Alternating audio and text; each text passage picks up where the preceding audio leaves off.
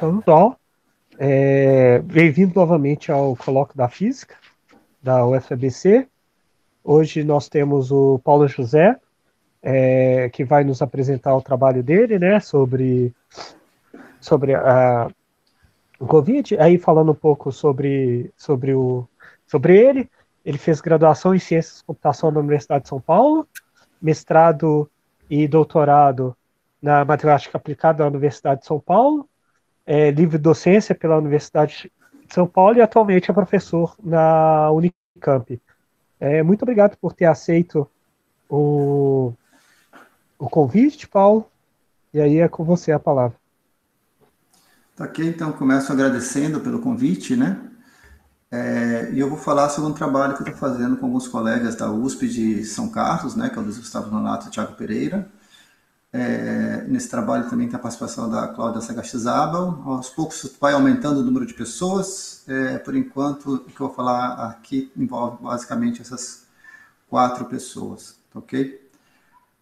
O nome do trabalho que a gente deu é Dançando com Robôs, um modelo de controle ótimo para desenhar estratégias de mitigação do Covid-19. Deixa eu começar explicando um pouquinho sobre o título, né? O título Dançando com Robôs vem de um artigo que não é bem um artigo científico, é uma espécie de artigo de divulgação que apareceu no... esqueci o nome do site agora. Bom, tudo bem, depois eu lembro. Que chamava Martelo e a Dança. Ele aparece em meados de abril, talvez, e com uma proposta que não é do autor em si, mas acho que ele serviu bastante para divulgar essa ideia, que as estratégias de mitigação não farmacológicas de uma epidemia tipo Covid-19, elas envolveriam 2 fases. Uma primeira fase onde você tem que diminuir drasticamente o número de doentes, que ele chamava de martelo, né, de maneira bastante pictórica, você dá uma martelada para derrubar os doentes. E depois uma segunda fase que eles chamam de dança, onde você ia ter que alternar entre períodos onde você faz mini martelos, onde você faz quarentenas, e períodos mais livres, onde a população ia poder viver uma vida mais comum, né? E aí a nossa ideia foi tentar usar técnicas de controle ótimo para desenhar o período da dança, né? E daí o título Dançando com Robôs, né? Então vamos lá. Eu vou começar falando um pouco sobre as estratégias de mitigação que a gente tem para a Covid-19, introduzir os modelos compartimentais de epidemiologia, que são os modelos básicos de onde a gente parte para poder fazer a nossa proposta. Depois eu vou introduzir uma pequena mudança no modelo, num desses modelos clássicos, que é o modelo CEIR, né, introduzindo a possibilidade de você levar em consideração diferentes populações que se comunicam porque as pessoas trabalham nas diferentes regiões, né, que é a ideia de movimento pendular de trabalho. Depois vou introduzir a estratégia de otimização e controle e apresentar alguns estudos de caso baseados em alguns dados que a gente tinha aí sobre a situação do estado de São Paulo. Então, começando sobre as estratégias de mitigação, né, o estado de São Paulo ele foi o primeiro estado brasileiro a adotar de maneira oficial uma estratégia de mitigação não farmacológica, basicamente uma quarentena, que envolve o distanciamento social. Ela se caracterizava originalmente por ter uma implementação simultânea, né, o estado inteiro ele era fechado ao mesmo tempo. Quando você começa a estudar um pouco as características da doença, você aceita rapidamente que uma estratégia desse tipo ela ia envolver uma implementação muito longa, né? E que vai ter que se manter ativa por muitos meses, por meses a fios, né? E ela tinha sido implementada originalmente de maneira homogênea, né? Todas as regiões do estado, todas as cidades dos estados, elas fechavam, né? Ficavam sob o mesmo tipo de protocolo durante todo o tempo, tá? Isso foi alterado recentemente, com a introdução de um novo protocolo agora no começo de junho, né? Ele é baseado no uso de critérios que falam sobre a situação das unidades de tratamento intensivo, né, do sistema de saúde, da capacidade do sistema de saúde, e a evolução do número de infectados, de número de mortos, de alguns parâmetros associados à epidemia, né? Eles passam a aceitar que cada região pode estar em um momento diferente da epidemia e que isso pode, então, abrir espaço para que você adote formas diferentes de isolamento social em regiões que estão em estados diferentes, né? E uma das coisas que o Estado prometeu quando ele introduziu esse novo protocolo é que ele iria melhorar a capacidade de testagem e aquisição de dados. Isso é muito importante para uma estratégia como a que a gente vai propor. E uma das coisas que eu gosto de falar é que, pelo menos na leitura que eu consegui fazer dessa estratégia nova, ela me parece uma estratégia essencialmente reativa. Então, ela basicamente ela analisa o passado, vê como é que a epidemia está se comportando, e quando ele vê que a situação pode sair do controle, ele começa a adotar protocolos mais restritivos, né? Mas é alguma coisa que você não tenta você guiar a trajetória da doença, mas você tenta usar a trajetória observada como um trigger para definir como é que você vai se comportar. Tá? E o que a gente tenta fazer, né? Acho que vale a pena primeiro comentar que tem uma coisa histórica aqui. A nossa proposta ela surge em meados de maio, então antes dessa nova proposta do governo do estado, tá? E o que a gente propõe é usar ideias de controle ótimo, né? Desenvolvendo um arcabouço que nos permita desenhar o esquema, né, de isolamento social, de intervenção não farmacológica, de maneira a levar em consideração primeiro que não é uma única população, então a heterogeneidade, que já agora começou a ser também levada em consideração. Então, você tem, na verdade, diferentes populações que se comunicam e que compartilham, eventualmente, algumas subestruturas do sistema de saúde, mas não o sistema de saúde como um todo, né? E um dos objetivos da nossa estratégia é tentar encontrar maneiras de conseguir combinar a ação nas diversas regiões de forma que uma ajude a outra a atingir os seus objetivos, né? Que a gente não tente olhar para elas de maneira homogênea, mas não só olhar de maneira heterogênea, mas de orquestrar, de garantir que uma toma as suas decisões levando em consideração que a outra está fazendo de alguma maneira para conseguir algum tipo de sinergia, né? O nosso arcabouço é bastante flexível, né? Ele acaba virando um programa de computador que é bastante flexível e que permite que a gente analise não só os cenários que a gente conseguiu ver no primeiro momento, mas introduzir novas restrições, novos objetivos e, com isso, desenhar novas possibilidades de estratégias de mitigação. Tá? E isso é fundamental dizer, qualquer estratégia que tenha esse tipo de característica, né, que você vai tentar guiar a curva epidemiológica, você depende de ter bons dados, tanto na sua capacidade de aquisição, quanto na qualidade em si desses dados. Então, eu acho que essa proposta ela pode ser vista como uma maneira de mostrar aos tomadores de decisão que tipo de estratégia pode ser feita, uma vez que eles decidam que vão ter dados de boa qualidade, né? Então, serve como uma espécie de pedido por bons dados, mostrando, olha, você me entrega dados de boa qualidade e a gente pode te entregar soluções interessantes. Tá? Bom, então, para entender o que a gente está fazendo, é importante a gente entender um pouquinho o que são os modelos compartimentais de epidemiologia, né? Então, a gente tem aqui a Covid-19, ela é uma doença de transmissão por contato, que basicamente é modelada separando a população em diferentes grupos, que vão representar diferentes momentos que aquelas pessoas podem estar dentro da epidemia. Inicialmente, a população como um todo está suscetível, né? É o que está acontecendo agora. Isso não é sempre assim, porque pode ser uma doença que já existia na população, mas na nossa situação, a gente imagina que 100% da população começa suscetível. Isso quer dizer que se ela for exposta a alguém que está transmitindo a doença, ela pode ficar doente. Tá? Além dos suscetíveis, você vai ter também, né, no primeiro modelo, que é o modelo mais simples, que é o modelo SIR, S-I-R, você tem o grupo das pessoas que estão infectadas e, talvez mais importante, que estão infectando, né, são as pessoas infecciosas que transmitem a doença. Então, aqui é mais importante entender que elas estão no período de transmissão da doença. Não é tão importante saber se elas já ficaram curadas, por exemplo. Elas podem sair do período de transmissão, em algumas doenças isso acontece, sem se curarem completamente. Mas a gente vai considerar que a pessoa está dentro do estado I, do estado infectious, né, infectado, se ela estiver transmitindo a doença. E depois um terceiro grupo, que são os recuperados, né, são as pessoas que já tiveram a doença e adquiriram imunidade, ou, né, a gente coloca tudo no mesmo grupo, aí faleceram.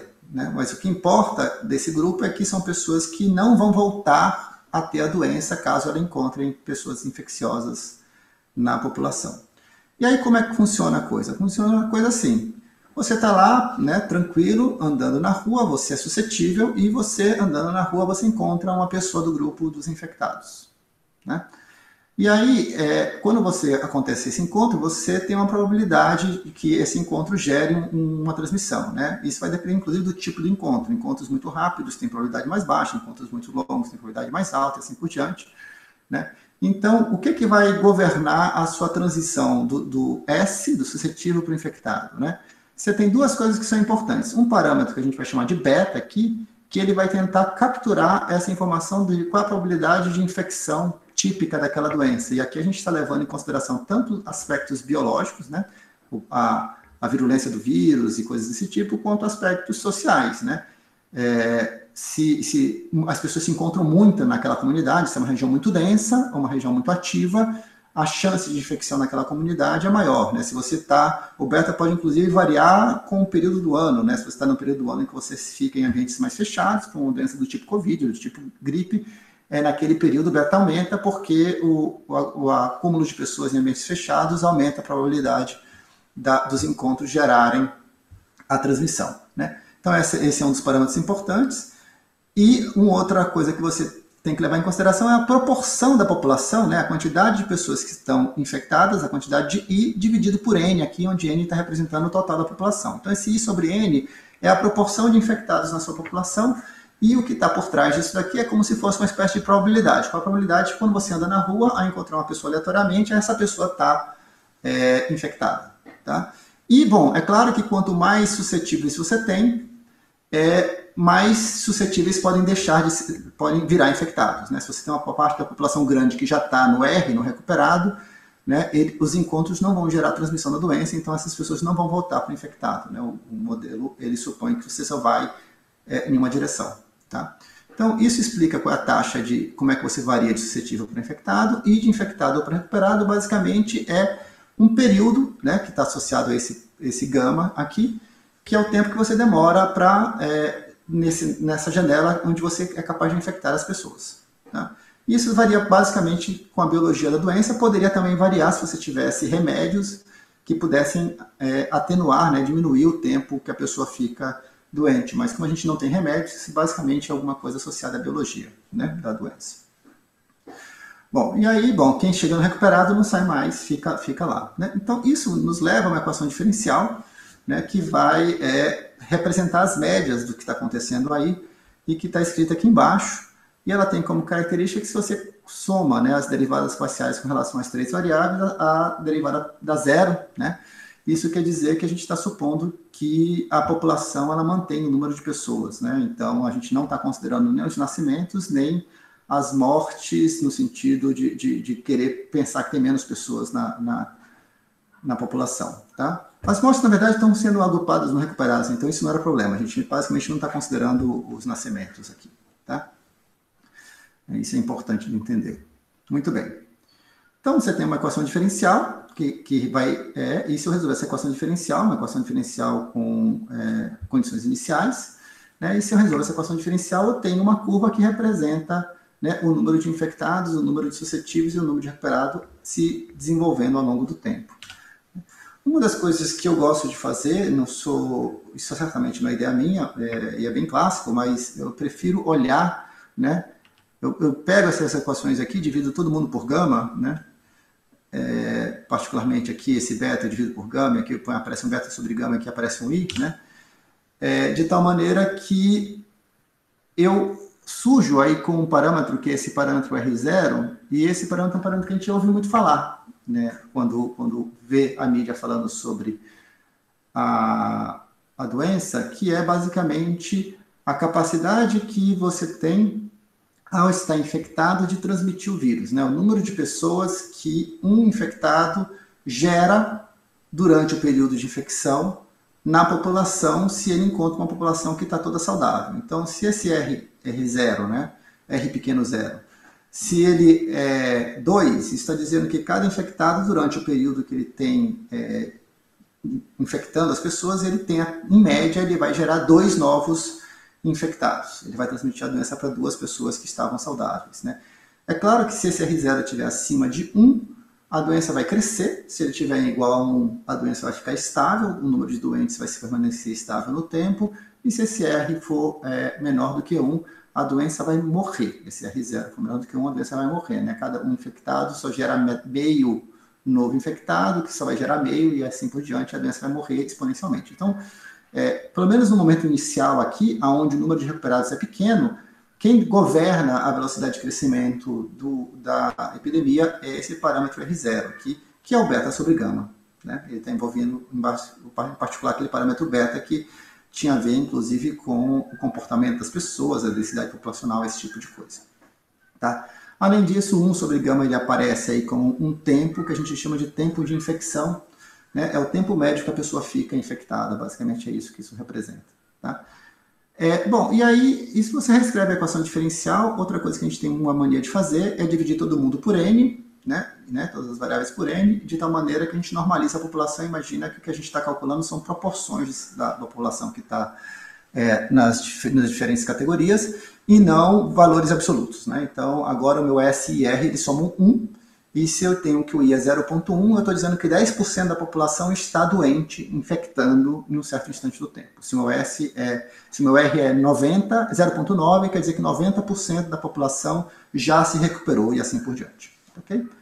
Bom, isso facilita um pouco e facilita inclusive na solução numérica da equação diferencial. Bom, é fácil de imaginar que num modelo desse de compartimentos você tem a liberdade de criar novos compartimentos, né? Então você tinha aqui suscetíveis, infectados, recuperados. Tem doenças onde é importante você levar em consideração o tempo de incubação da doença que vem aqui antes de estar infectando, né? Antes de você estar transmitindo a doença, né? Esse é o modelo S, E e R. O E é de exposto, né? Basicamente a pessoa que já foi exposta, já adquiriu a doença, né? Então ela está incubando, mas ela ainda não desenvolveu sintomas e, em particular, ela não começou a transmitir a doença. Mas para algumas doenças isso é importante e por Covid isso é importante. Então, normalmente quando o pessoal estuda o Covid, eles adotam pelo menos o modelo SEIR. E tem outros modelos onde você cria mais compartimentos. Tem gente que tem, né, no caso do Covid, pode ser interessante você dividir o I em 2 grupos. O grupo dos que estão infectando e desenvolvem sintomas e os que estão infectando e não desenvolvem sintomas, né? Porque isso pode mudar a dinâmica da doença. É importante você, de alguma maneira, entender o que está acontecendo em cada um desses 2 grupos separadamente, né? O R também, você pode quebrar nas pessoas que se recuperaram porque ficaram boas e as que de fato morreram. Então você pode fazer aí, criar novos compartimentos. Então essa ideia do modelo compartimental, onde você tem um fluxo de pessoas que saem de um compartimento e vai para o outro, e o que você tem que conseguir estimar é a taxa de transição de um estado para outro, né? É um modelo bastante flexível que te dá aí bastante chance de modelar diferentes fenômenos biológicos, e o que você obtém no final sempre é uma equação diferencial que representa o comportamento médio desse tipo de fenômeno, tá? E, em geral, a gente trabalha em cima desse tipo de equação diferencial, tá? Uma das coisas importantes de observar é que o parâmetro R0 aqui, que incorporou o tal do parâmetro beta, ele pode ser visto de 2 jeitos. Ele pode ser visto como um dado, né?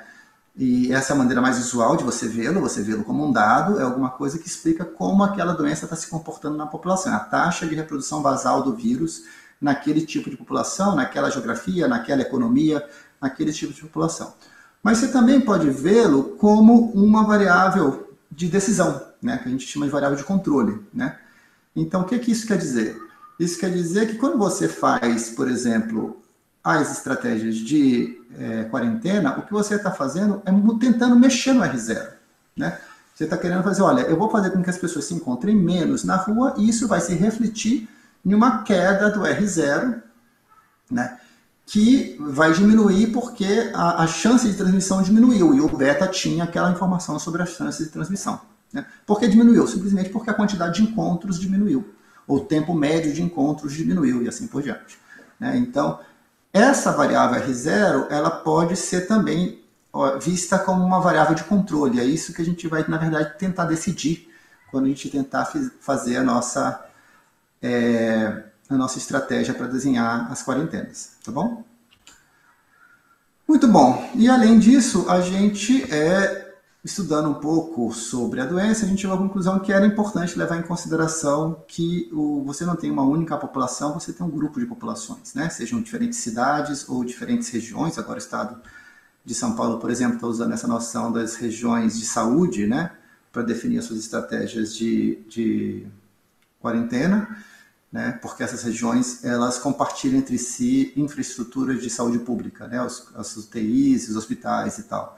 Então, uma sub-região no qual você pode fazer essa hipótese de maneira natural. Então, é importante você entender que você tem diferentes populações que podem estar em momentos diferentes e entender como é que a dinâmica de uma população impacta a dinâmica da outra população. Tá? Então, o que você faz nesse caso? Você não vai ter mais agora só um grupo de variáveis S, E, I e R grande, você vai ter K grupos dessas variáveis, cada um representando uma das suas K populações. Tá? E se você quer pensar no que acontece no movimento de gente que vai de uma cidade I para uma outra cidade J, você ainda pode subdividir cada uma dessas variáveis em uma variável com dois índices agora, o SIJ, que vai ser a fração da população da cidade I que sai dali para ir para a cidade J, seja para trabalhar ou para fazer alguma outra atividade. A nossa hipótese fundamental é que essa atividade é temporária, de tempo curto. Então a pessoa vai lá, vai trabalhar, vai fazer compras ou alguma coisa assim, mas ela vai e volta, né? Então, você, quando ela vai de I para J, você não precisa pensar que houve um fluxo entre as populações. A pessoa continua pertencendo à população da cidade I, né, da cidade de partida. Né? Ela só foi fazer alguma coisa em J, mas ela é da cidade I. Né? Como eu, que trabalhei por muito tempo morando na região de Campinas e trabalhando em São Paulo, eu ia todo dia trabalhar na USP em São Paulo, voltava toda noite, né, para casa, né, dormir em casa e frequentar os bares e fazer uma parte da minha vida aqui, passar o final de semana na região de Campinas. Né? Então, eu era morador de Campinas, apesar de trabalhar em São Paulo. Então, a preferência para mim entender seria entender como alguém que faz parte da população de Campinas. Né? Então, a nossa hipótese fundamental aqui é que a gente não está levando em consideração movimentos mais complexos do que esse. Né? Por exemplo, alguém que vai e fica uma semana e só volta no final de semana, ou pior ainda, o fluxo migratório de pessoas que saem de uma cidade e vão de fato morar em outras e assim por diante. Tá? A gente imagina que esse fluxo migratório, por exemplo, agora está diminuído e particularmente viagens que não sejam de trabalho ou de compra diária estão diminuídas pelo próprio processo das estratégias de isolamento social. Né? Então, nesse sentido, talvez essa hipótese não seja muito simplificadora. Tá? Uma outra hipótese que a gente vai fazer aqui, mas é uma coisa mais para simplificar a exposição e dá para escrever o código não levando isso em consideração, é considerar que pessoas doentes, pessoas infectadas, elas desenvolvem sintomas e descobrem que estão infectadas e, portanto, não viajam. Então, a gente vai imaginar que as pessoas infectadas não vão sair de sua cidade para infectar pessoas em outra população. Né? Os infectados da cidade I infectam na cidade I. Né? Isso vai aparecer um pouco em algumas equações aqui. Bom, uma vez que você faça isso e você tenta olhar para aquela equação diferencial, o que vai acontecer é que você vai ter que quebrar, né, a derivada do SI nos seus termos SIJs. E como é que você faz isso? Bom, o SIJ é o cara que saiu de I e foi para J. Então, quem ele vai encontrar? Ele vai encontrar os infectados que estão na cidade J. Né? Que eu estou colocando aqui só como IJJ, ou, na verdade, o IJ, que é aquela hipótese que eu acabei de fazer, que não vem pessoas de outras cidades infectar em J. Senão, teria que ter uma outra somatória aqui para calcular qual é o I efetivo em J. Né? Ele vai se infectar na cidade J com os infectados de J, e como ele está em J, ele vai ver a taxa de transmissão do vírus associada à cidade J. Tá? E outra coisa que você tem que fazer, isso você não tem como escapar, você tem que calcular como é que varia a população durante o dia, né? Naquele momento que você imagina que está havendo um movimento pendular de trabalho, como é que varia a população na cidade J, porque se ela recebe mais pessoas do que ela cede, né, do que saem dela, a população passa de 1, né, mesmo a normalizada, e se saem mais pessoas do que chegam, fica abaixo de 1. Né? Então, você fazendo as contas aqui, o que dá a equação diferencial é basicamente isso daqui. Né? E aí, se você... Bom, então dá mais ou menos isso aqui, e a dúvida fica, como é que eu calculo quem é o SIJ, né? Como é que eu calculo qual é a proporção das pessoas que vão da cidade I para a cidade J? Isso é feito usando a ideia de matriz de mobilidade, né? Que é alguma coisa que as pessoas têm se esforçado para tentar conseguir isso, né? Seriam matrizes que representam quanto que da população de uma cidade vão para outra, e você faz isso de alguma maneira, sei lá, usando dados de celular, usando algum outro tipo de informação, né? Eu vi gente já tentando fazer isso, tentando analisar o movimento dos pedágios, né? Entre as diversas cidades e coisas desse tipo, Mas, bom, para a gente isso aqui é um dado de entrada, mas é um dado importante se você teria que ser capaz de calcular essa matriz que tem lá na entrada IJ a proporção de pessoas que vão de I para J. E aí você multiplica o SI que você tinha pelo PIJ dessa matriz e você consegue o SIJ. Né? E a equação diferencial final fica com uma cara como essa daqui. Basicamente, o que acontece é que aparecem dois termos para as derivadas do S com relação ao tempo e do E com relação ao tempo, que tentam levar em consideração uma parte aqui, esse primeiro pedaço, leva em consideração o que acontece durante o dia, né? Das 8 às 6 da manhã, então você pré-multiplica esse termo por uma função alfa de t, que é um pulso quadrado, né, que vai valer 1 durante o dia, e aí passa a valer a equação do dia, e a da noite fica apagada, que era a original, e quando você chega à noite, isso aqui desliga e liga a outra equação, que na verdade é a equação original do modelo CI, né, que a pessoa voltou para a sua cidade de origem, cada um está na sua cidade, naquele instante à noite é como se as cidades estivessem desacopladas. Tá? Bom, muito bem, então você tem de novo uma equação diferencial para resolver, e a gente pode resolver isso por um método numérico. Né? Por sorte, essa equação diferencial no modelo CI é uma equação razoavelmente tranquila de resolver, você consegue resolver com métodos bastante inocentes até. Né? Não é uma equação stiff, é uma equação tranquila. Então o que a gente faz? Se o meu único interesse é estudar a evolução dessas trajetórias epidemiológicas no tempo, o que eu faço é dou isso aqui para um solver de equações diferenciais da minha ferramenta preferida matemática. Alguns vão usar MATLAB, eu não gosto de MATLAB, eu gosto da Julia, vou dar para o Julia. Né? Vou procurar o pacote de Julia que resolve equações diferenciais para mim. Né? Tem pacotes muito bons nos dois ambientes, por exemplo. E aí, dadas as condições iniciais, eu consigo calcular o que acontece. Muito bem. Só que não é isso que eu quero fazer, porque eu não quero só observar ou prever o que vai acontecer no futuro, conhecendo os parâmetros, né? As condições iniciais, o T-inf, o T-inc e o R, 0.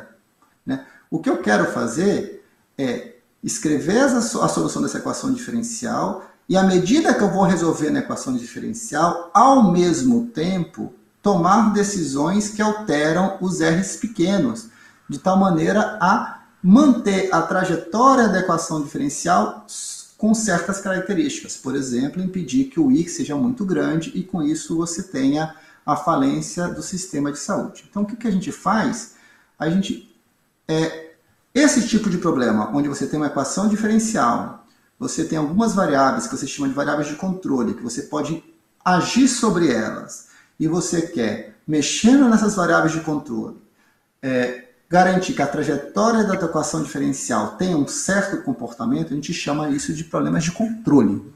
Tá? E isso é uma área bem estudada da matemática, tem muitas aplicações, por exemplo, em engenharia elétrica e várias outras coisas. Tá?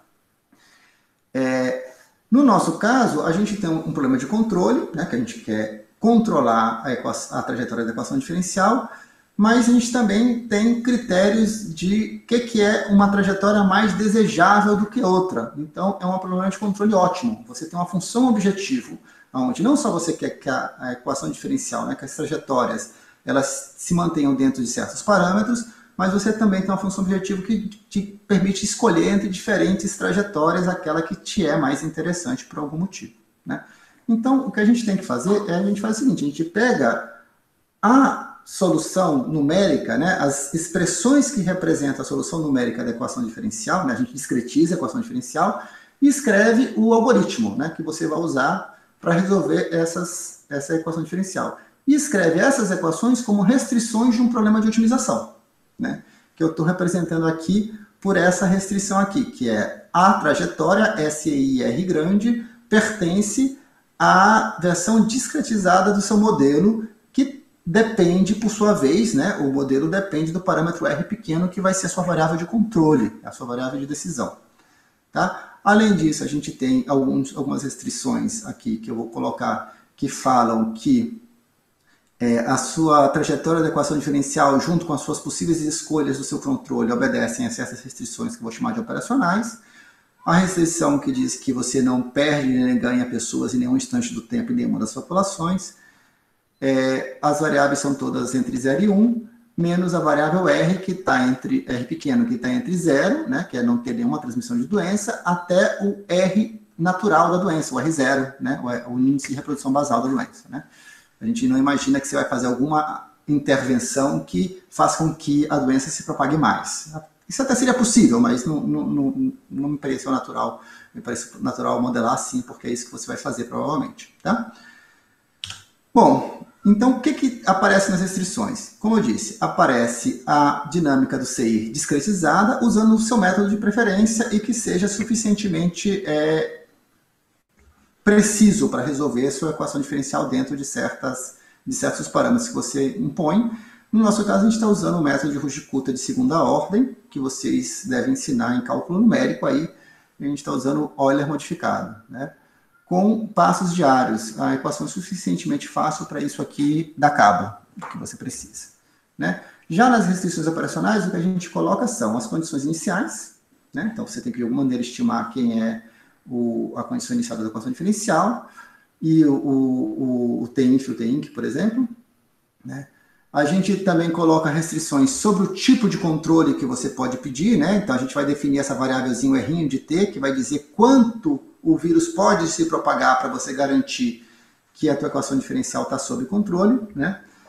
E, por exemplo, é natural você colocar restrições que façam com que isso não varie muito, porque você não pode ficar pedindo para a pessoa, sei lá, entre quarentena, sai de quarentena, entre quarentena, sai de quarentena, dia a dia. Você tem que fazer isso de alguma maneira mais suave. Você pode garantir isso usando alguma estratégia de variação total, ou, por exemplo, pedindo que os controles são constantes em uma janela de tempo. Tá? Outro tipo de restrição que é muito comum são restrições que falam sobre o sistema de saúde, que de alguma maneira estão tentando modelar que a quantidade de doentes que você está permitindo que aconteça em cada instante do tempo está abaixo de um certo patamar, de tal maneira que o sistema de saúde que tem em cada uma daquelas regiões que você está modelando é capaz de lidar com esse tipo de doente, né? Com essa taxa de doentes. Tá? Já o objetivo depende um pouco do que você vai fazer. Né? A gente usou esse código em duas situações bastante distintas. A primeira situação é basicamente para estimar os parâmetros iniciais. Né? Então, como eu disse, você quer simular o que vai acontecer de hoje para o futuro. Para isso, você precisa saber como é que está agora, para você botar isso como condição inicial na sua equação diferencial e ver como é que ela evolui para o futuro. Né? Então, para estimar a situação inicial, o que você faz é você olha para os dados históricos. Né? Então, você pode escrever um problema que tenta fazer o ajuste de curva. Você tem lá já as equações escritas, você fala, olha, eu quero que aquilo que eu estou observando não divirja muito, né, dado as condições iniciais que eu vou ainda decidir, pareça com o que eu estou observando, né, com o que eu estou de fato observando. E a gente fez isso. E só que no nosso caso a gente fez isso com um twist interessante, que foi aceitar que o Rzinho, né, que é o índice de propagação do vírus, que ele varia no tempo. E por que isso? Porque os dados que a gente tem no tempo, eles não são da doença se comportando de maneira livre. Né? No começo, até a doença se comportou de uma maneira razoavelmente livre, mas depois a gente veio com a nossa quarentena. Pode ser meia boca, porque ela é meia boca, mas ela interferiu no comportamento da doença. Então, o R não é constante no tempo. E, inclusive, a gente andou ajustando a quarentena. Então, é importante você aceitar que esse Rzinho pequeno ele pode variar no tempo. Então, a gente tentou fazer um ajuste de curvas, onde a gente está definindo como variáveis a condição inicial e o Rzinho de T para todo T, que vai de 0 até T. Né? É claro que a gente está com parâmetro demais aqui, porque o que a gente observa basicamente é o número de infectados, né? Ou o número de mortos, e a partir do número de mortos você tenta, usando alguma estratégia inteligente, estimar o número de infectados, né? Mas você observa T parâmetros, e se vocês olharem aqui, a gente tem 4 mais T, tem T mais 4 variáveis para escolher. Então, se você fizer um ajuste de curva para uma equação razoável, isso vai poder dar qualquer coisa. Né? Então, como é que você faz para você não ter um sobreajuste?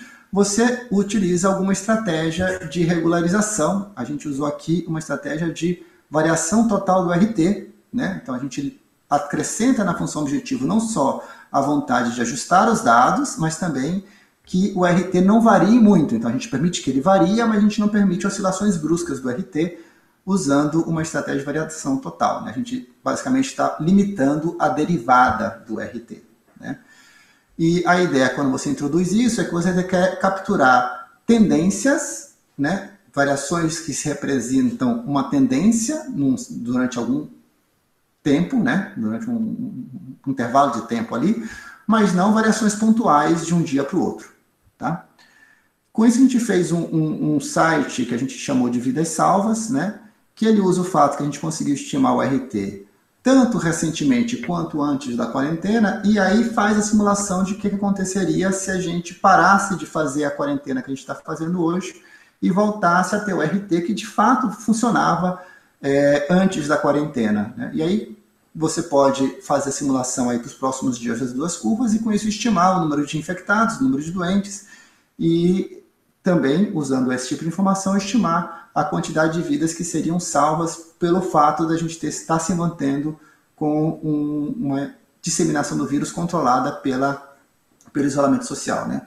Esse site acabou tendo um impacto bastante grande, eu até diria maior do que eu esperava, bem maior do que eu esperava, mas tudo bem, acho que é importante nós, como cientistas e a Universidade Pública Brasileira, mostrar para a sociedade o que ela está fazendo. Então, se virou moda, ótimo, a gente está passando informação de qualidade para a sociedade, tá? Outro possível objetivo, e é onde o foco da palestra, na verdade, é você desenhar os perfis de mitigação, né? Então, escolher o RT, e agora eu não estou olhando para o passado, eu já achei a condição inicial e eu vou usar isso para ver o que vai acontecer no futuro. E eu vou tentar escolher o RT de maneira a garantir, né, que, por exemplo, o número de infectados nunca ultrapasse o limite do sistema de saúde, né? E outras coisas desse tipo, né? Então, o que vai aparecer na nossa função objetivo são termos que tentam falar de três coisas diferentes, né? E que muitas vezes são conflitantes entre si. A primeira delas é pedir que as pessoas vivam uma vida a mais normal possível. Então, o que eu quero dizer com isso? O ideal era que você não tivesse que mexer no RT, o Rzinho T. Você gostaria que o tempo inteiro tivesse valendo o R0, o R que é natural naquele tipo de população para aquela doença. Então, ninguém tem que fazer nada, né? Só que isso não é suficiente. Então, você coloca na sua função de objetivo, olha, eu vou aceitar fazer alguma coisa, mas eu quero minimizar, né, o quanto eu me desvio do R0. Tá?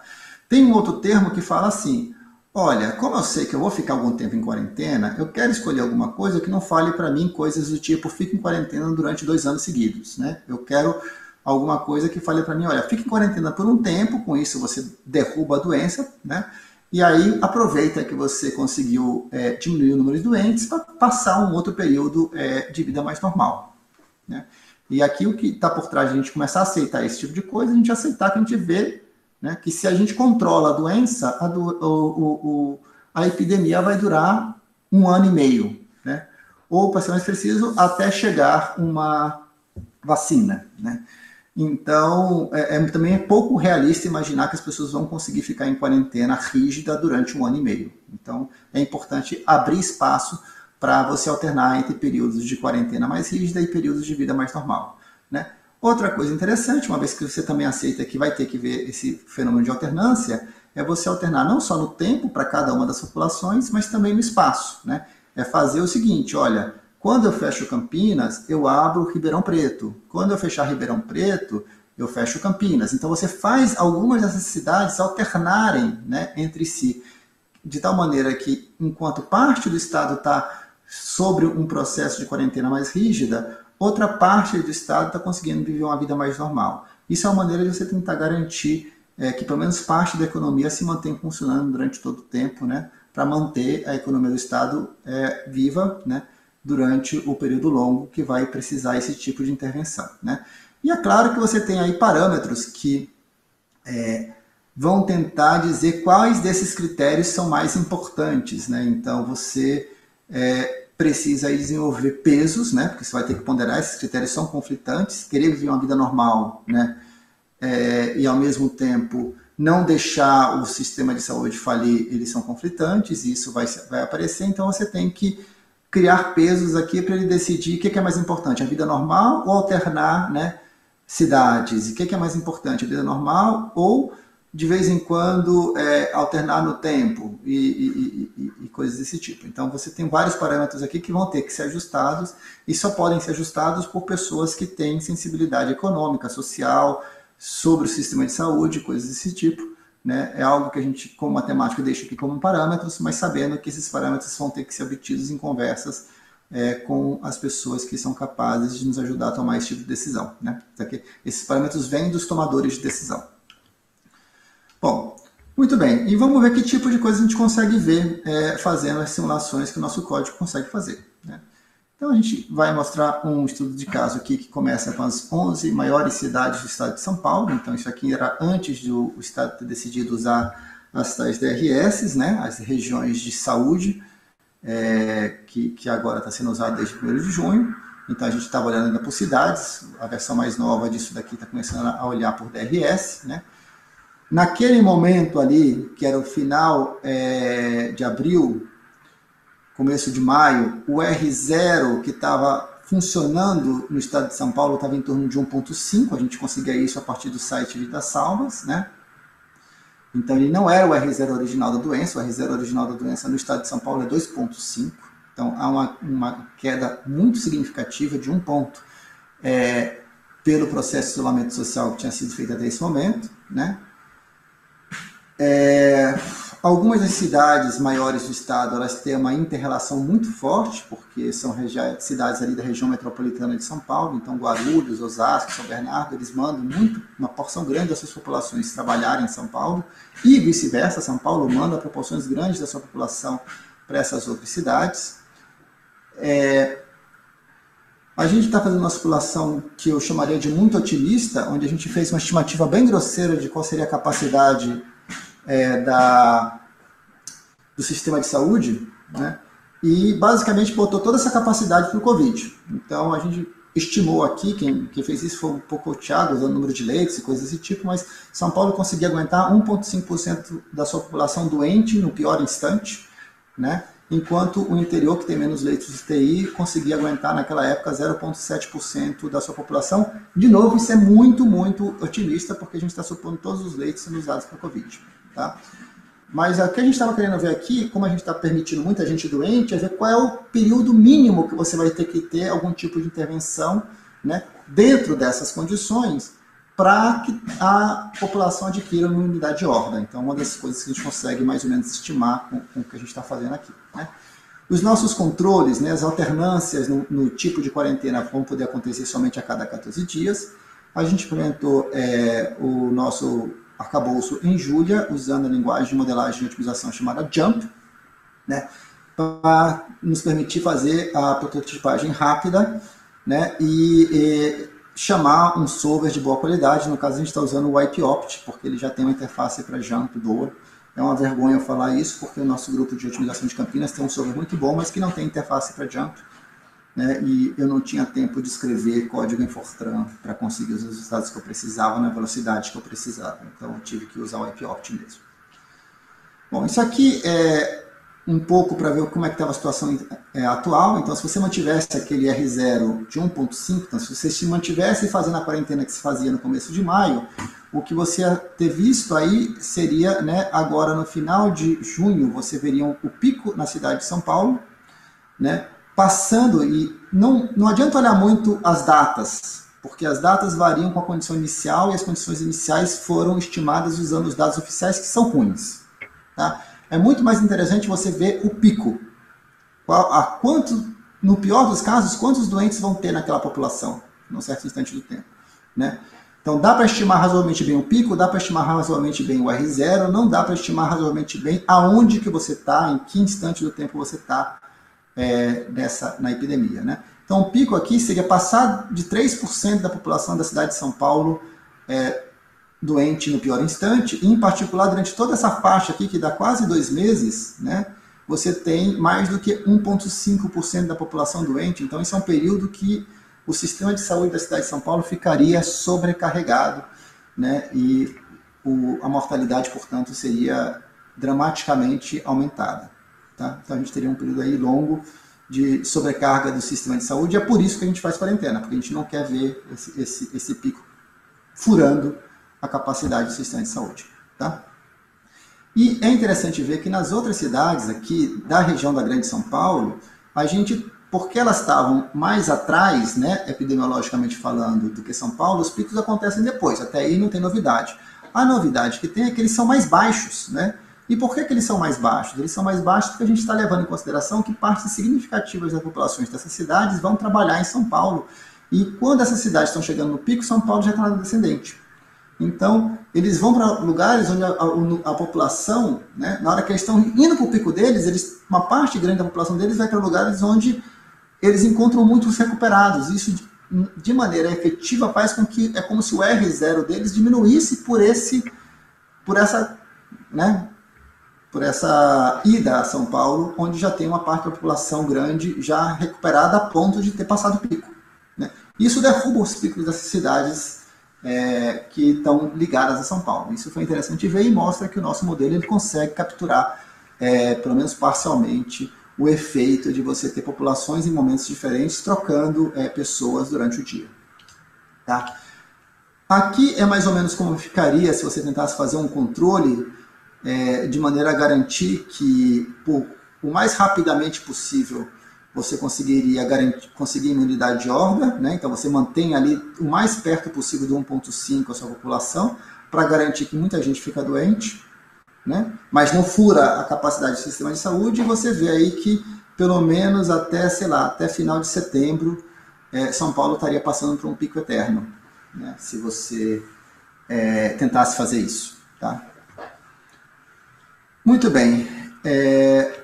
Para fazer esse tipo de controle, o que você vai ter que fazer é mexer no RT, né? Então, o que o algoritmo te devolve é assim, olha, naquele dia você tem que ter o RT 1.3, né? Então, o que quer dizer RT 1.3? A gente vai tomar uma tabelinha aqui para levar um número, né, num tipo de quarentena, para a gente poder fazer um código de cores, alguma coisa que fosse mais fácil de entender. Então, a 1.3 a gente não está aqui só tem 1.2. Então, a gente vai falar, ó, naquele dia você vai ter que estar fazendo uma quarentena high, né? Alta.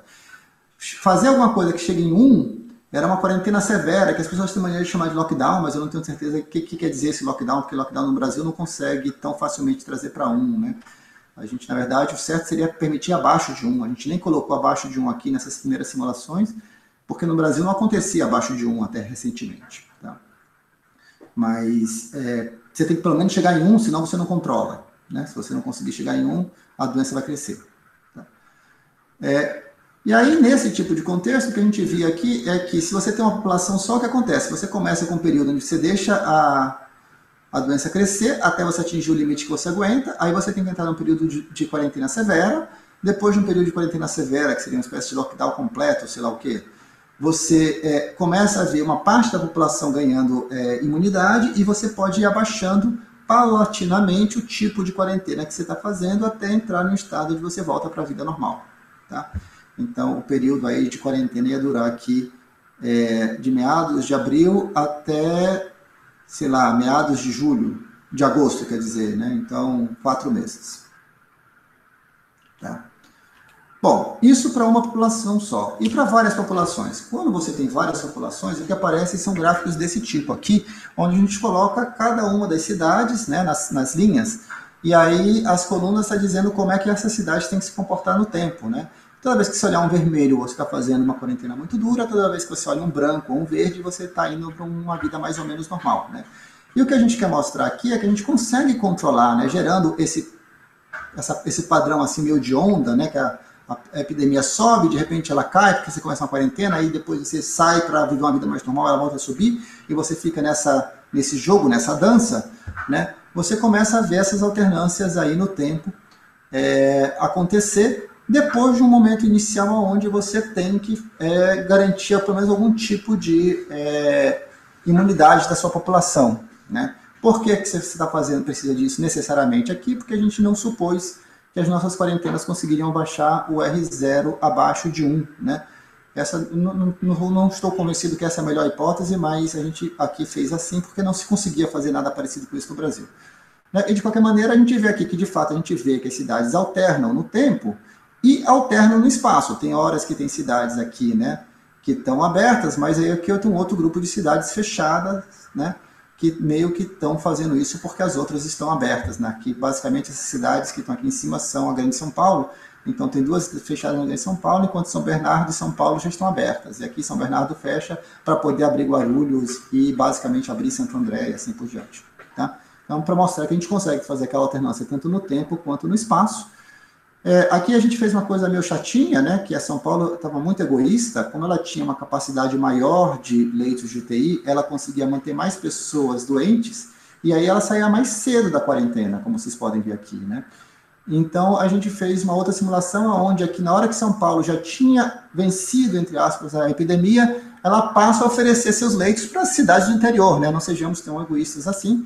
E o que acontece é essa mudança aqui, onde você vê que as cidades do interior passam a ter um período inicial bem mais curto de quarentena rígida, porque elas podem usar os leitos da cidade de São Paulo mais rapidamente, né? Então, você já vê a alternância acontecendo também no interior bem mais rapidamente, né? Esse tipo de coisa que a gente consegue desenhar, né? E a ideia seria ir desenhando essas coisas, mostrando para os tomadores de decisão. Eles vão falar assim: não, mas eu não estou gostando por causa disso.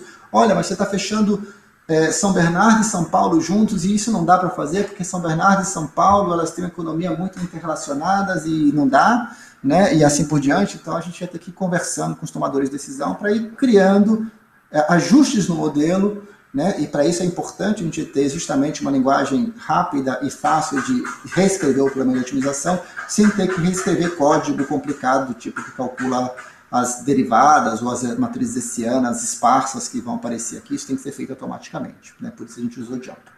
Tá?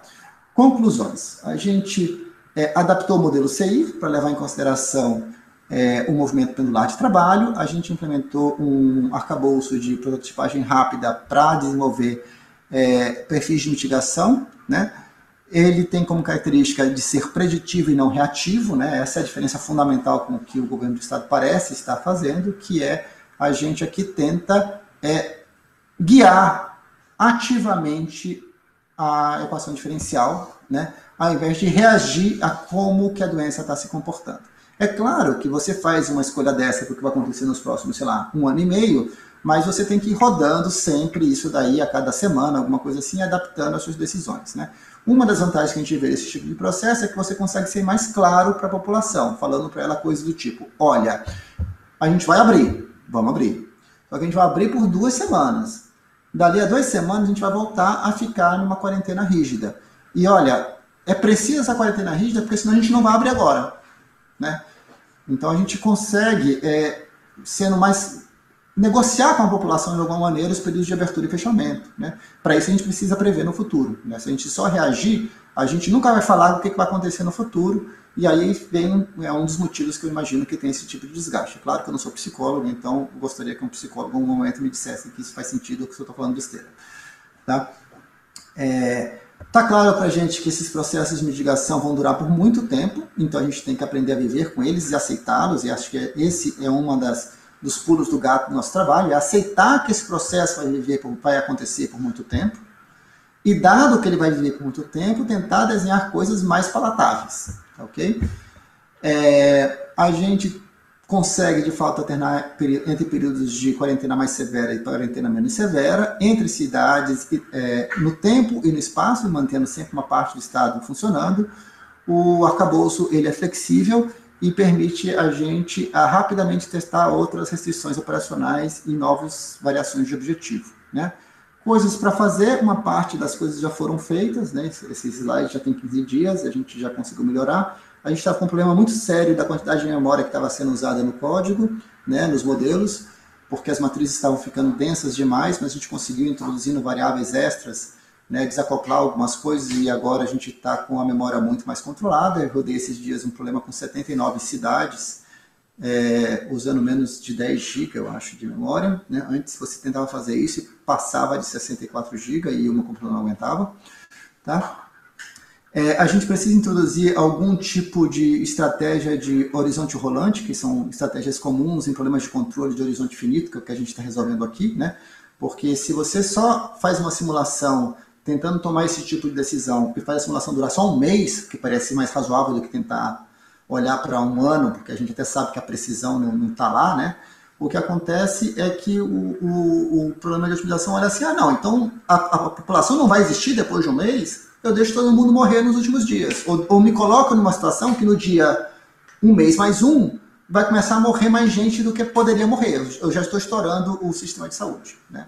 Então, para evitar esse fenômeno que a gente chama de fenômeno do final do mundo, né? Quando você tenta rodar um problema de otimização e você sabe que tem o final dos tempos, a gente sabe como é que a gente ia rodar o nosso problema de otimização. A gente ia fazer coisas que a gente não faria quando o horizonte é infinito. Então, esse é um problema típico de problema de controle e a gente precisa introduzir essas técnicas de horizonte rolante ou algum outro tipo de técnica de controle para nos lidar com essas simulações de longo prazo, né? E outra coisa que a gente quer fazer, e aqui a Cláudia vai ser fundamental, é adicionar estocasticidade no modelo de maneira a aceitar que os dados vão ter erros e tomar decisões que levem em consideração aversão ao risco e coisas desse tipo, né? Porque os dados nunca vão ser perfeitos. Não são nem um pouco bons hoje em dia, mas certamente nunca serão perfeitos. E aqui estão os recursos que a gente tem. A gente tem um relatório técnico que descreve com um pouco mais de detalhes o modelo, as equações e o que foi implementado. E o nosso código também está disponível no GitHub para quem quiser baixar e rodar, tá? Precisa de um computadorzinho decente, né? Esse é um problema de otimização de grande porte.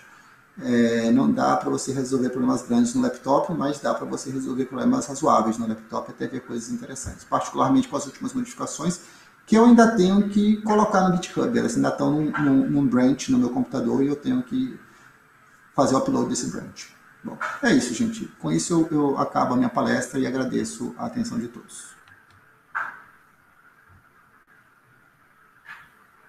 Muito obrigado, Paulo. A gente tem alguma pergunta? É só abrir o microfone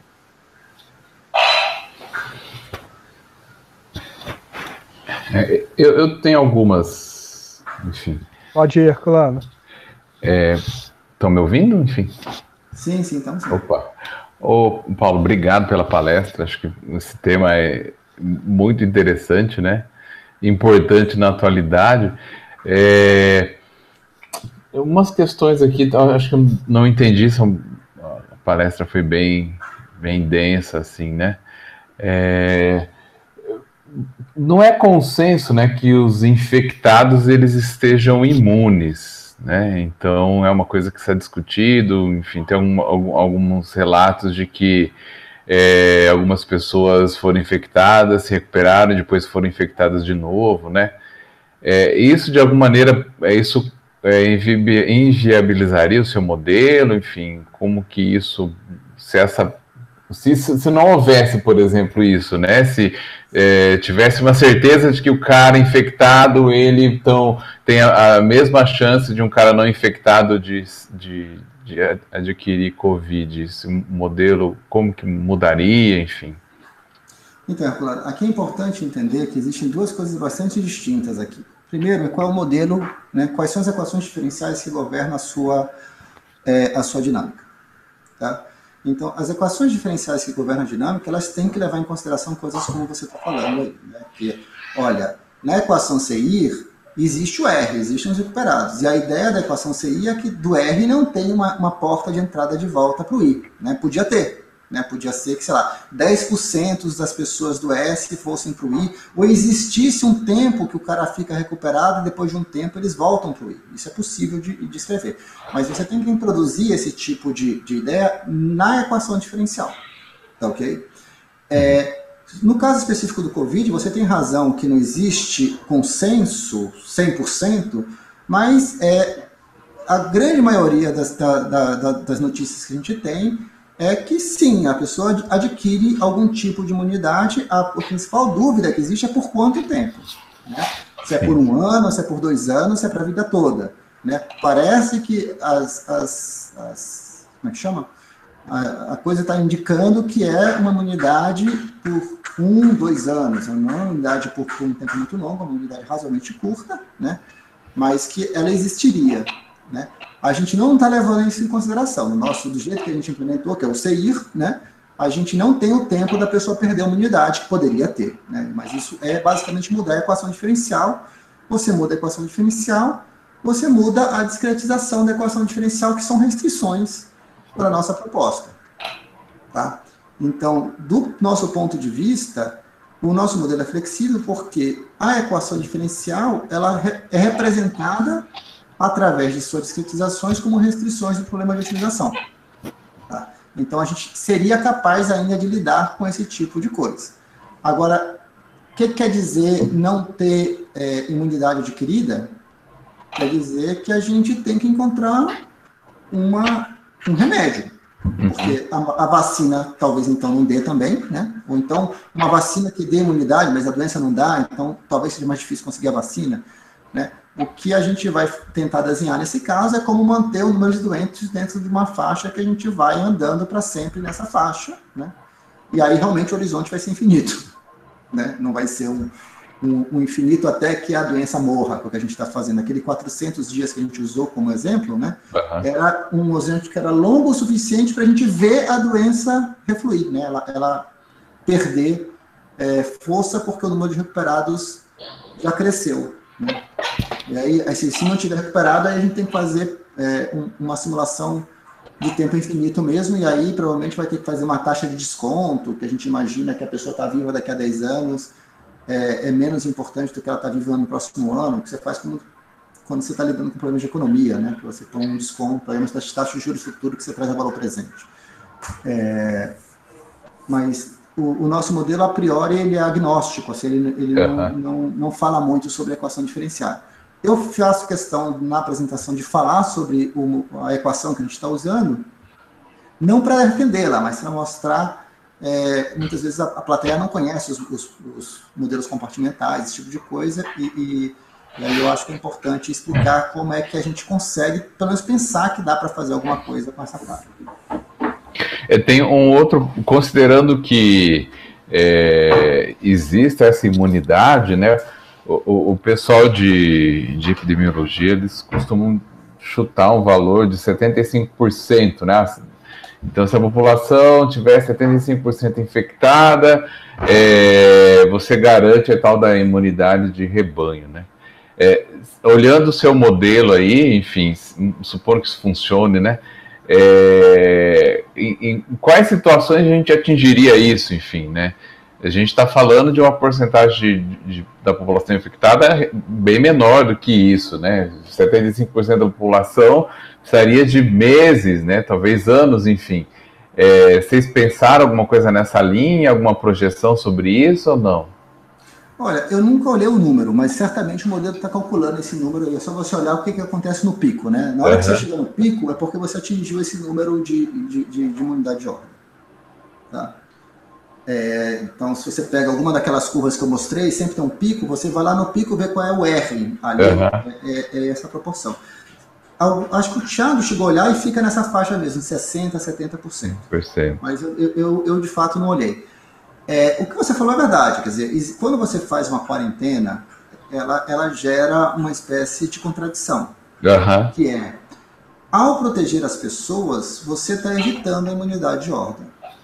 A longo prazo não é uma boa estratégia, mas é o que dá para fazer. Né?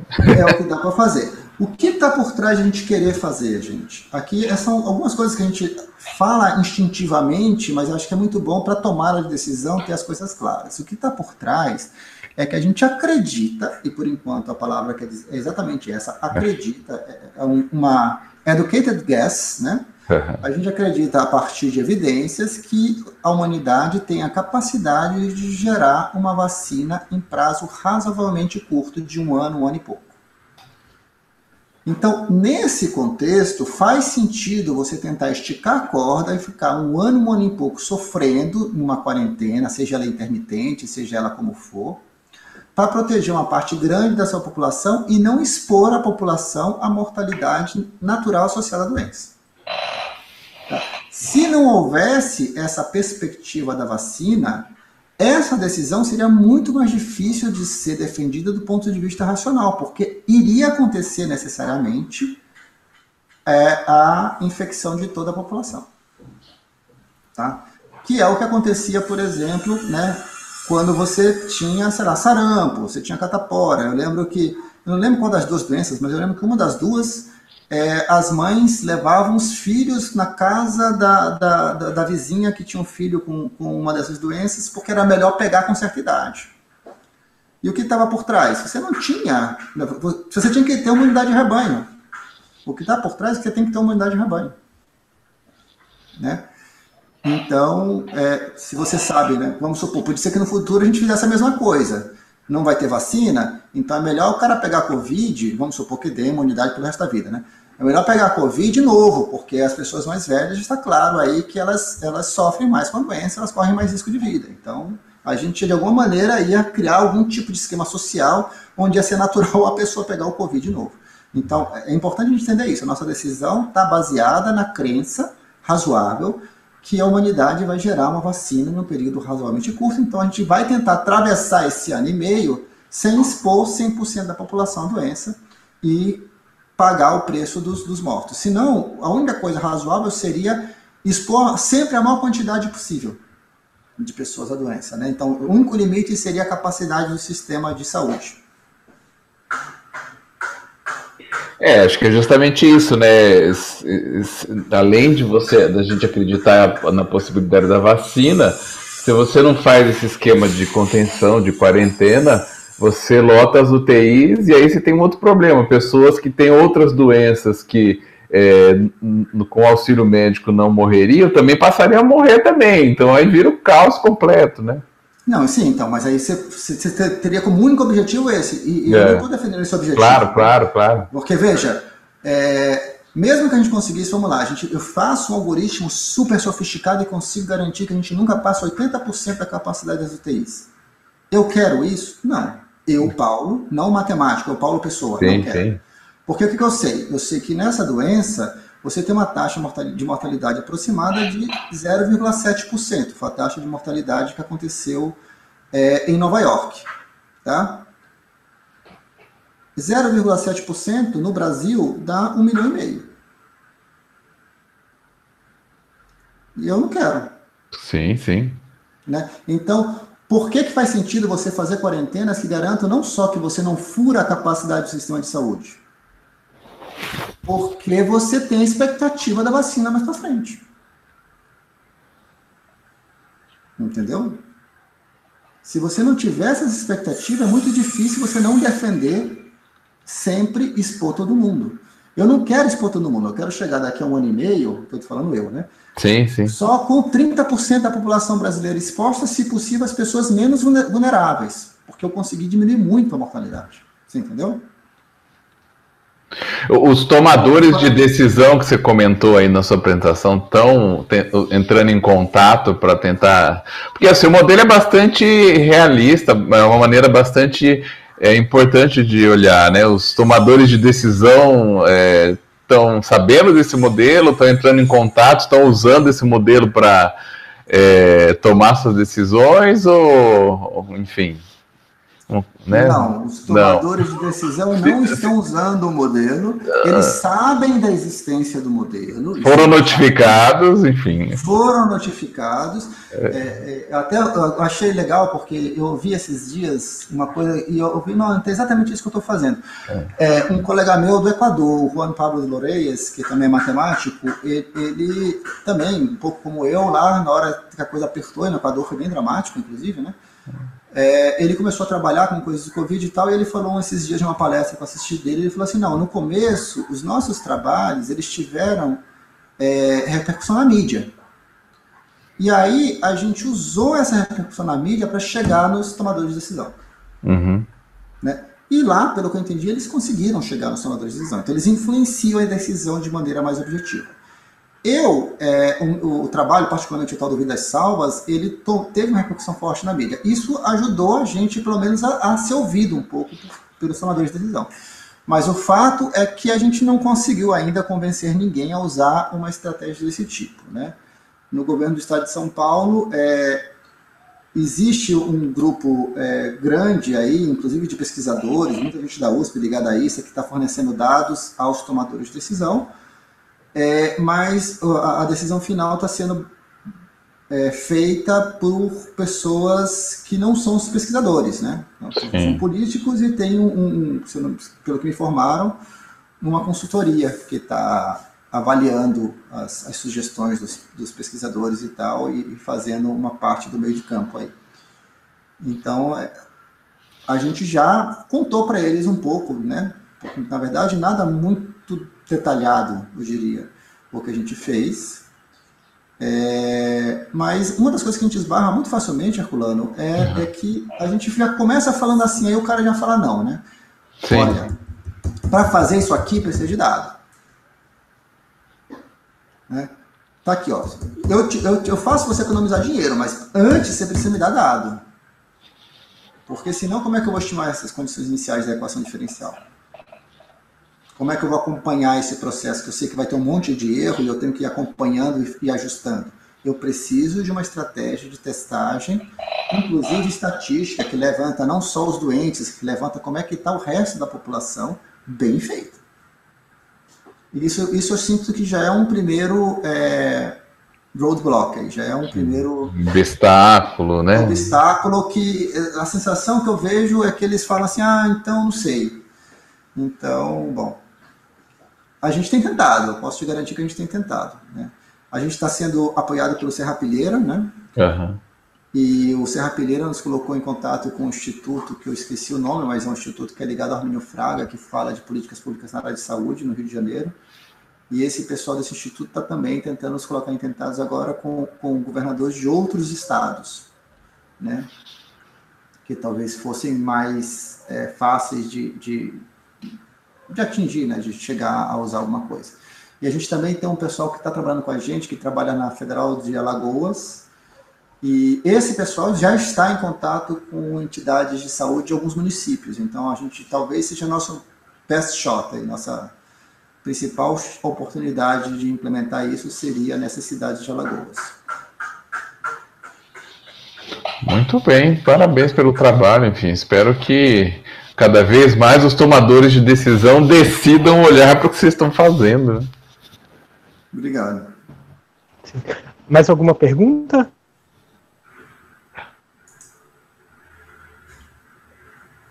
Olá, eu tenho uma. Meu nome é Luciano. Primeiro, Paulo, muito legal a sua palestra. Eu tenho uma curiosidade, visto como o São Paulo está fazendo, ou seja, os tomadores de decisão, como o Herculano gosta de dizer, esses parâmetros que eles estão usando, os 5, são parâmetros razoáveis? Está adequado para se pensar numa flexibilização? São parâmetros que não são os mais adequados? Qual é a sua análise em relação a isso? Olha, eu vou falar, de novo, isso agora é uma educated guess, né? Não é algo que eu posso falar como matemático, mas eu acho que de tanto ler sobre o assunto e ver palestra e assistir coisa bom, brincar com as simulações, você aprende muito brincando, né? Roda de novo, muda o parâmetro, faz não sei o quê, é super rico isso, né? O que eu posso falar? Os parâmetros em si, né? Olhar para a mortalidade, olhar para o número de infectados, olhar para a taxa de ocupação de leitos. Os parâmetros, esses são todos adequados e são os principais. Né? O que é de se estranhar na decisão que está sendo tomada agora é que no mundo inteiro, quando se olhou para esses parâmetros, as condicionantes eram assim, olha, para você começar uma flexibilização, você tem que ter queda sustentada no número de infectados nos últimos 14 dias. Queda sustentada no número de mortos nos últimos 50 tanto. Sua estimativa do R0 tem que estar abaixo de tanto. Então, tinha vários parâmetros que, em particular, o que eles falavam era, não é esperar a curva estabilizar, é ver ela caindo vertiginosamente. Ela já está em outro lugar. Quando a curva, né, você já conseguiu diminuir de maneira significativa o número de doentes, faz sentido você pensar em abrir um pouco, né, para testar. Sabendo, né, e acho que essa é outra coisa que falta na comunicação, sabendo que como a prevalência da doença ainda é muito baixa, o número de recuperados ainda é muito baixo, vai crescer. Isso quer dizer que mais para frente você provavelmente vai ter uma nova onda e vai ter que fechar de novo. Né? Não existe, é muito difícil você entender de onde é que vem essa sensação que eles passam, né? Que se a gente for abrindo devagar não vai dar problema. Não, vai dar problema. Vai dar problema devagar. Né? E no nosso caso, mesmo um problema dando devagar, como a gente está partindo do pico, basicamente, que a gente teve até agora, né? A gente vai viver um pico eterno, o que vai acontecer é que a gente, se eles não forem muito espertos, né, e meu medo é porque tem inércia nesse fenômeno, né, a decisão que eu tomo hoje não vai afetar os doentes que vão aparecer para mim amanhã, vai afetar os doentes que vão aparecer para mim daqui a 10 dias. Então, imagino que pelo menos isso eles estão vendo, mas tem inércia, então eu espero que eles tomem a decisão antes de ver o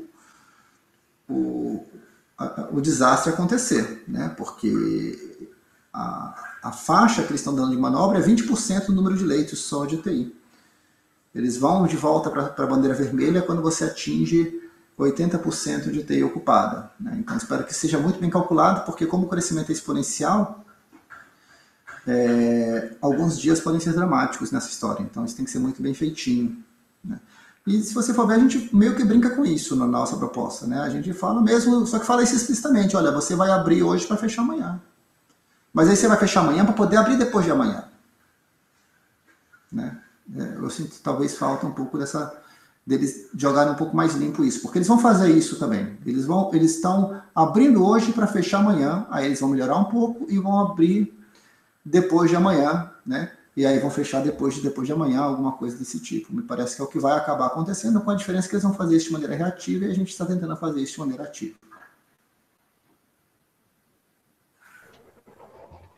Mais perguntas? Se a gente não tem mais perguntas, eu agradeço novamente a todos pela presença e especialmente ao Paulo por essa palestra. Muito obrigado. Falou, Breno. Obrigado pelo convite. Até logo, pessoal. Tá bom? Tchau, aí só obrigado. avisando que semana que vem a gente vai ter novamente, tá? O colóquio da física. E aí fiquem atentos aos seus e-mails. Valeu, pessoal.